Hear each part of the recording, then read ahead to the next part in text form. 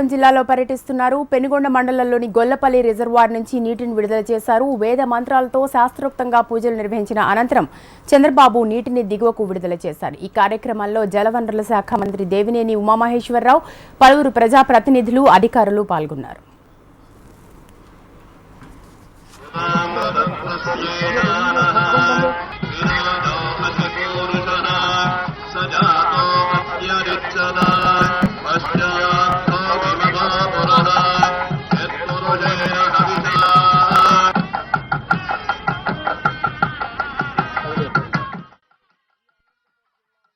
నాన్నగారి యొక్క మా మానస పుత్రికలు, ఒకటేమో తెలుగు గంగ, రెండోది అంద్రినివా గాలేరు నగరి.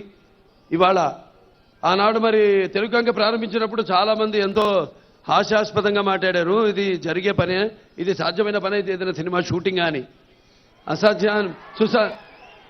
అసాధ్యాన్ని సుసాధ్యం చేయడం అంటే నాకు ఎప్పుడు మా నాన్నగారే, ఆయనే నాకు ఆదర్శం. అంటే పుట్టినవాడు గిట్టక తప్పదు, కానీ ఎవరైతే ఒక సత్సంకల్పంతో ఆత్మవిశ్వాసంతో పనిచేస్తారో, ఏ కారణాల వల్ల వాళ్ళు మరి అటువంటి చలనచిత్ర రంగాన్ని విడిచి ఈ యొక్క